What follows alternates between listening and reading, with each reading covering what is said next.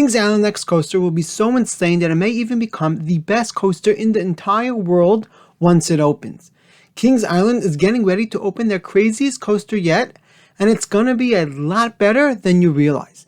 The B&M Surf Coaster is a very possible option for Kings Island's next coaster, but that wouldn't be the massive thrill machine capable of being the world's best coaster. Kings Island does love working with B&M, so if the surf coaster is a hit at SeaWorld Orlando, they may decide to purchase one for their next coaster. I definitely don't think this is their best option, because some of the coasters later on this list have the potential to beat Iron Gwazi's Steel Visions and Velocicoaster and become the best roller coaster on Earth. One of the coaster models Kings Island may open next would even be able to beat the best coaster at Universal's new Epic Universe opening in 2025. But first, I want to address Zamperla. The Cedar Fair chain has been working more than ever with Zamperla, and they seem to be the chain's replacement for Intamin.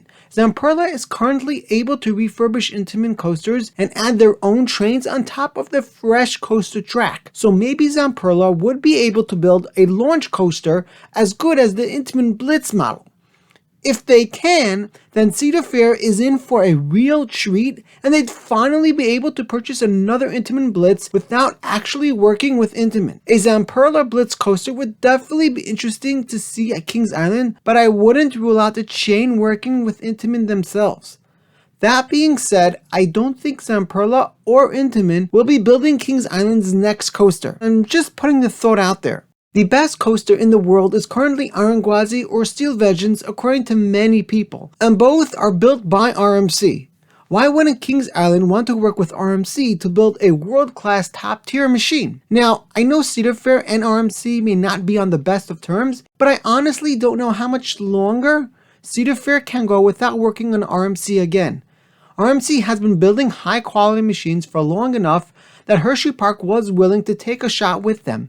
Cedar Fair is gonna have to get back on terms with RMC sooner than later, because they still have a bunch of major parks without RMCs. Kings Island is one of the few top-tier thrill parks in the country that's yet to build an RMC. It's really a no-brainer to open an RMC, and I think Kings Island will definitely build one eventually. But there's a better coaster they can build today that I think would be an even bigger success than RMC. RMC has some great coasters, and building one is like a cheat code for an insane thrill machine. But it's not that simple. RMC isn't the most reliable and maintenance-friendly manufacturer. True, they don't have major problems with their coasters like Intamin has had previously, but RMC is still nothing like B&M.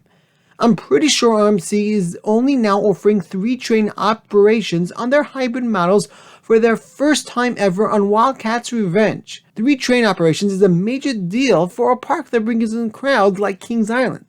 And while you may be thinking, Cedar Point opened an RMC and they have higher attendance than Kings Island, well, maybe Cedar Fair isn't satisfied with the maintenance and operations on Steel Visions and is therefore waiting for RMC to get better before working with them again. RMC is pretty new at building coasters and they are still figuring some things out. So maybe Cedar Fair is still waiting on giving them another shot. An RMC at Kings Island will almost definitely come in the next decade, but I think it'll be a couple of years before we see it happen. First of all, if they wanted to build a hybrid coaster, Steel Visions is right nearby, meaning they'd either have to overshadow Steel Visions or be overshadowed by Steel Visions. If they'd wait a couple of years though, it would be a lot easier to build a hybrid at Kings Island, since by then Steel Visions will no longer be so recent. Kings Island may not even want a hybrid coaster from RMC. And if that's the case, then they should definitely wait a few more years before building a Raptor or T-Rex. RMC's Raptors haven't been as popular as their hybrids, and we have still not seen a T-Rex from them. So Kings Island would definitely want to give it some time before going in that direction. That's why I think Kings Island will go with a totally different manufacturer and build a coaster so good that it would not only rival Steel Visions, Iron Gwazi, and Velocicoaster, but even the new insane coaster opening at Universal's new Epic Universe in 2025. Before I talk about that, I want to talk about B&M. As I mentioned earlier, Kings Island loves working with B&M. 3 out of their last 4 coasters were from B&M, so we definitely can't rule out B&M as the manufacturer of their next coaster. The flying coaster would be the only other model that would make sense besides a surf coaster, since all of B&M's other models are already at either Kings Island or Cedar Point down the road. A B&M Flyer would be a really nice addition, especially if they themed it well, but Cedar Fair has never purchased one of these, and the last one B&M built was back in 2009, so I think it's safe to say this option is unlikely. Kings Island's next coaster should open in 2024 or 2025 in my opinion, and I think it will be one of the smartest additions the park opens in a while.